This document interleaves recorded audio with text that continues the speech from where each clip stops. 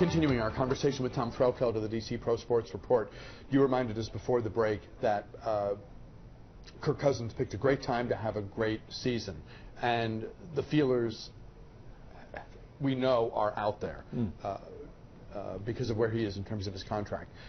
To what extent does the ultimate leverage remain with the team?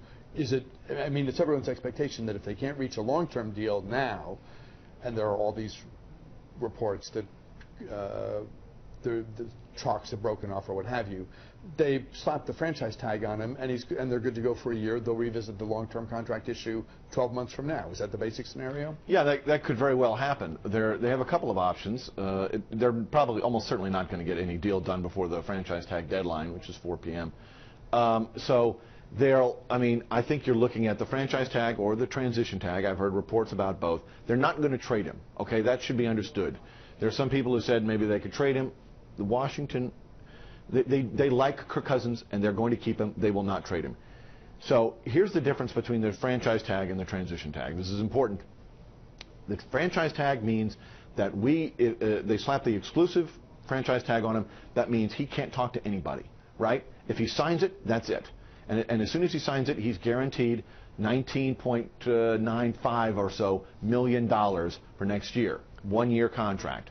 And the team has until July 15th to reach a long-term agreement with Cousins. If they can't reach an agreement before that time with Cousins, by July 15th, he plays out the year on that franchise tag. You can also do a non-exclusive franchise tag, which means, for instance, if they slap the tag on him and he doesn't sign it right away, the team can pull it at any time. But if he doesn't sign it right away, he can go out and look for other offers, and another team can make an offer. The Skins can either match it or not. If they don't, they get 2 first-round picks. And he's gone. Right, and he's gone. But they would get 2 first-round picks.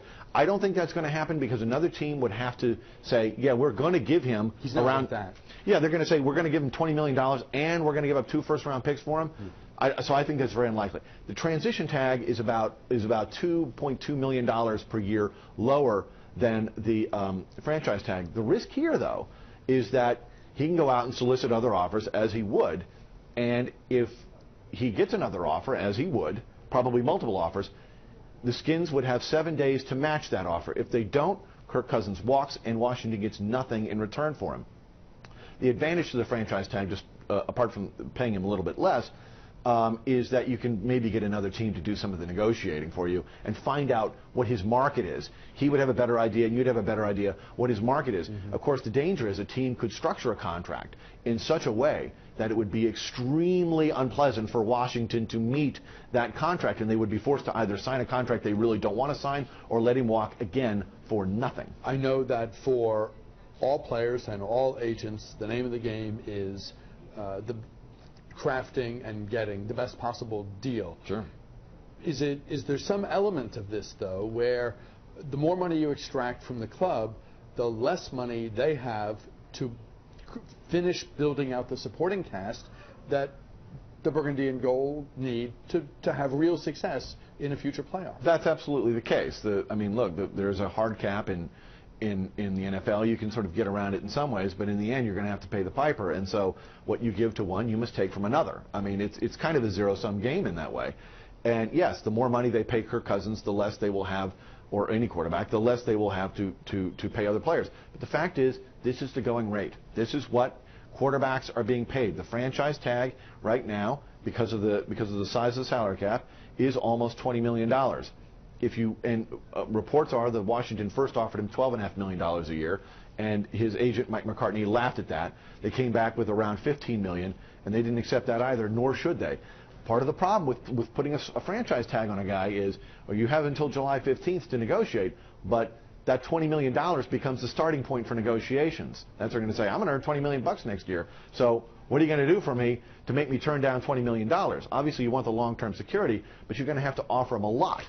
And of course, the other thing is, all of that money, that $19.95 million, counts against the cap immediately, which means drastically reduces the amount of money Washington would have in free agency to go after other players. Now, considering Washington's history in free agency, that's not necessarily a bad thing.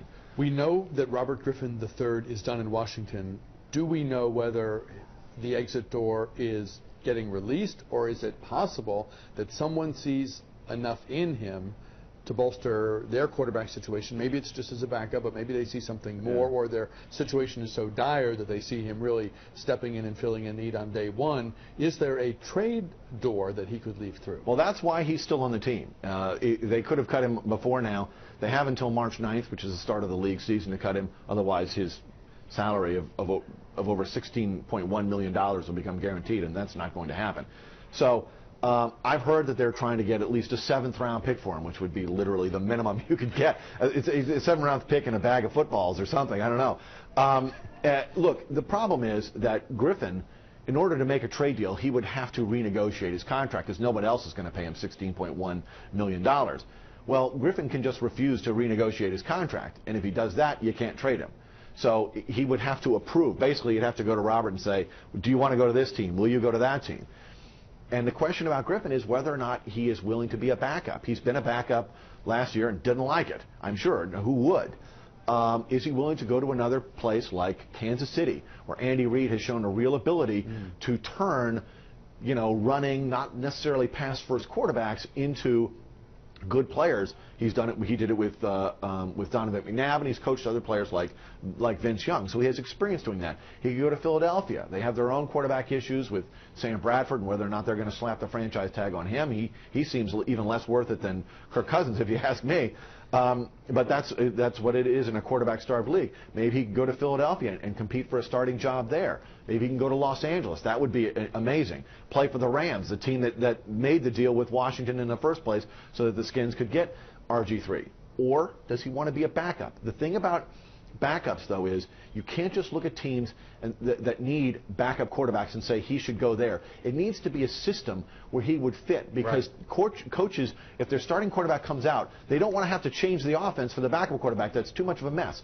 One possibility, oddly enough, is Denver. Gary Kubiak is their head coach. He runs the same kind of offense because he learned it from Mike Shanahan. The only difference is they don't run the zone read there. But considering his decreased mobility due to all the hits he's taken, maybe RG3 would be okay with not playing in the zone read.